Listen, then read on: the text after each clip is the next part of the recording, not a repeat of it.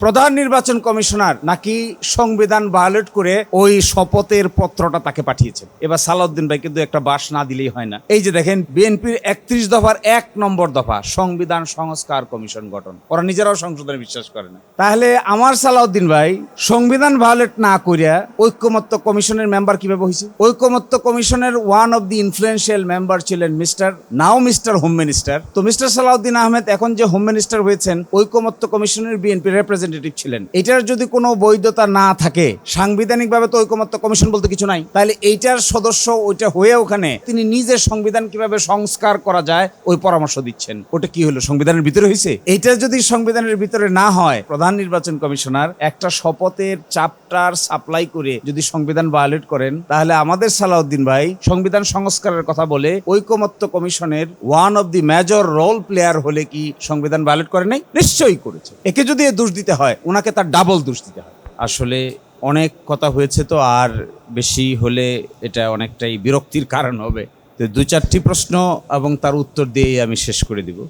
1 নম্বর প্রশ্ন, এই নির্বাচন এবং গণভোটের মধ্যে লিঙ্ক কি? নির্বাচন ছাড়া গণভোট এক্সিস্ট করে কিনা, গণভোট ছাড়া নির্বাচন এক্সিস্ট করে কিনা, এটা হলো একটা ক্রিটিক্যাল কোয়েশ্চেন। সো আমি আপনাদেরকে ক্রিটিক্যাল কোয়েশ্চেনটার জবাব দিচ্ছি। ইলেকশন যে এই সময় হবে, এর দলিল কি?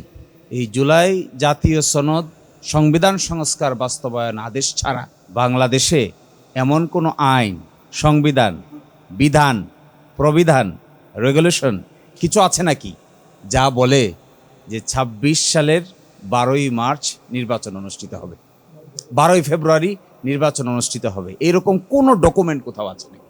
প্রশ্নের উত্তর হলো না, আপনার কোথাও কিছু খুঁজে পাবেন না। তাহলে এই সময় যে নির্বাচন অনুষ্ঠিত হবে, ইলেকশন কমিশন যে নির্বাচনের তফসিল ঘোষণা করলো, আন্ডার হোয়াট ল? আইনটা কোথায়? কনস্টিটিউশন স্কিম নাই। কনস্টিটিউশন স্কিমের বাইরে তো আমরা আগেই চলে গেছি। আমি হিসাব করে দেখলাম যে এর শুধুমাত্র রুট আছে আদেশে। আদেশ ছাড়া, জুলাই জাতীয় সনদ বাস্তবায়ন আদেশ ছাড়া অন্য কোনো মেকানিজমে কোনো লিগ্যাল ডকুমেন্ট নাই। এখানে কি বলা আছে? 2 সংসদ নির্বাচন অর্থ এই আদেশ জারির অব্যবহিত পরে অনুষ্ঠিত জাতীয় সংসদের সাধারণ নির্বাচন। আদেশটা জারি হয়েছে কবে? 13ই নভেম্বর। অব্যবহিত পরে নির্বাচন কবে? 12ই ফেব্রুয়ারি। আর গণভোট কি? গণভোটের সংজ্ঞা দেওয়া হচ্ছে। গণভোট হলো এই আদেশ জারির অব্যবহিত পর অনুষ্ঠিতব্য জাতীয় সংসদ নির্বাচনের দিন এই আদেশ অনুসারে গণভোট অনুষ্ঠান করা হবে। তাহলে এই আদেশটা জাতীয় নির্বাচনের সোর্স, গণভোটের সোর্স। আদেশটা না মানলে কি থাকছে?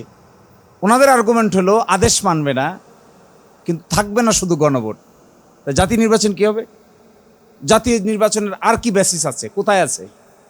কে দেখাতে পারবে যে অমুক আইনের অমুক বিধি, অমুক প্রবিধি, অমুক সিদ্ধান্ত, অমুক জায়গা মতে 12ই মার্চে জাতীয় নির্বাচন অনুষ্ঠিত হবে? So first question and is answer. দুইটা কি একসাথে এক্সিস্ট করবে, নাকি একটা থেকে আরেকটাকে আউট করলে আরেকটা মরে যাবে? আমার আন্ডারস্ট্যান্ডিং হলো এগুলো সাচ এন ইনসেপারেবল টুইন। একটাকে যদি আউট করেন আরেকটা অটোমেটিক মৃত্যুবরণ করবে। সুতরাং এইটা তাদের জন্য সুইসাইডাল আর্গুমেন্ট হচ্ছে। তারা যদি আদেশ মানত তাহলে তাদেরকে দুইটা মানতে হবে। তারা যদি আদেশ না মানে তাহলে একটাও মানা যাবে না। কিন্তু তারা একটা মানছে আর একটা মানে নাই। এটার নাম হলো অপরচুনিস্ট। কালকে হাসনাত বলছে এটার নাম অপরচুনিস্ট। দ্বিতীয় প্রশ্ন, সংস্কার নাকি সংশোধন? এই যে দেখেন, বিএনপির 31 দফা, বিএনপির 31 দফার 1 নম্বর দফা, সংবিধান সংস্কার কমিশন গঠন। ওরা নিজেরাও সংশোধনে বিশ্বাস করে না। 1 নম্বর দফা, সংবিধান সংস্কার কমিশন গঠন করবে ক্ষমতায় আসলে। তো সংবিধান সংস্কার গঠন হওয়ার আগে ঐকমত্য কমিশন হয়েছে। এবার সালাউদ্দিন ভাই কিন্তু একটা বাস না দিলেই হয় না। দেখেন কি কয় সে বলছে গতকালকে, কি আশ্চর্য কথা, উনি বলছেন গতকালকে যে প্রধান নির্বাচন কমিশনার নাকি সংবিধান ভায়োলেট করে ওই শপথের পত্রটা তাকে পাঠিয়েছেন। তাহলে আমার সালাউদ্দিন ভাই সংবিধান ভায়োলেট না করিয়া ঐক্যমত্য কমিশনের মেম্বার কিভাবে হয়েছে? ঐক্যমত্য কমিশনের one of the influential member ছিলেন mister home minister mister Salahuddin Ahmed. তো মিস্টার সালাউদ্দিন আহমেদ এখন যে হোম মিনিস্টার হয়েছেন, ঐক্যমত্য কমিশনের বিএনপি রিপ্রেজেন্টেটিভ ছিলেন।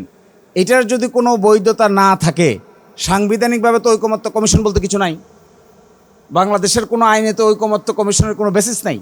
তাহলে এইটার সদস্য ওইটা হয়ে ওখানে ওই সদস্য হয়ে তিনি নিজের সংবিধান কিভাবে সংস্কার করা যায় ওই পরামর্শ দিচ্ছেন।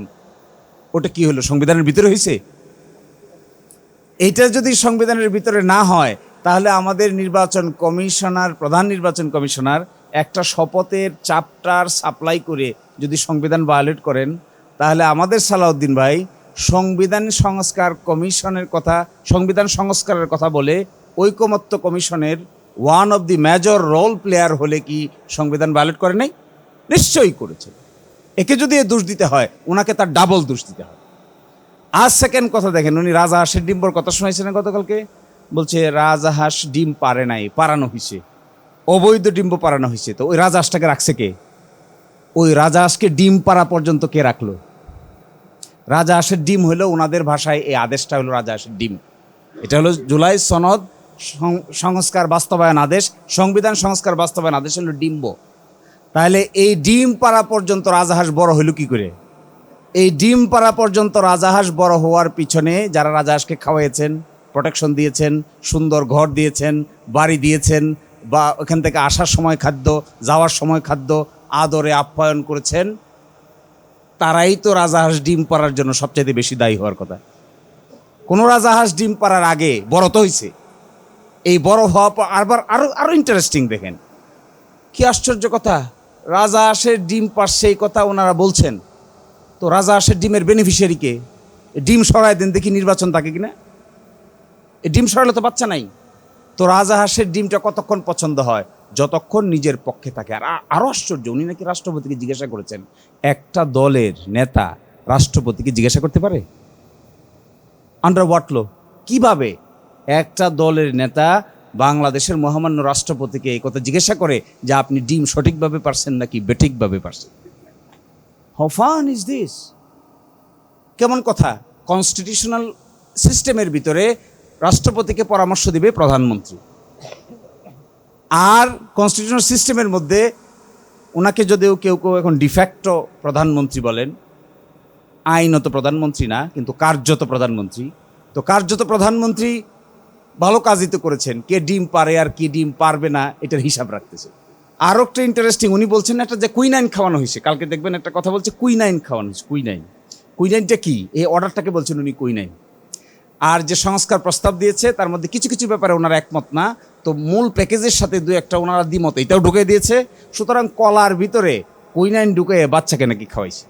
একটা ওই যে 4টে প্রশ্নের ভিতরে একটা আছে উচ্চকক্ষ গঠন হবে আনুপাতিক হারে, ভোটের আনুপাতিক হারে, এটা হলো বলছেন উনি কুইনাইন।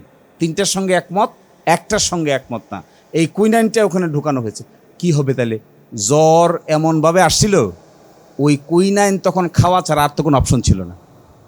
এখন কুইনাইন কোথায় গেল? বমি করে দিয়েছেন। পার্লামেন্টে ঢোকার পরে কুইনাইন তো ঢুকে গেছে আগেই, কুইনাইন ঢুকে নির্বাচন হয়েছে, কুইনাইনকে মেনেও নিছেন।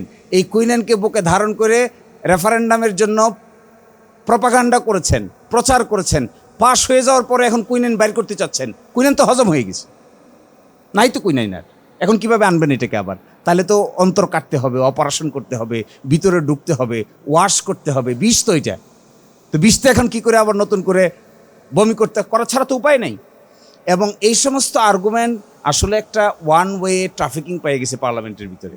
মনে হচ্ছে পার্লামেন্টটা কোনো না কোনো কারণে সাময়িক সময়ের জন্য লিজ নিছে আর কি।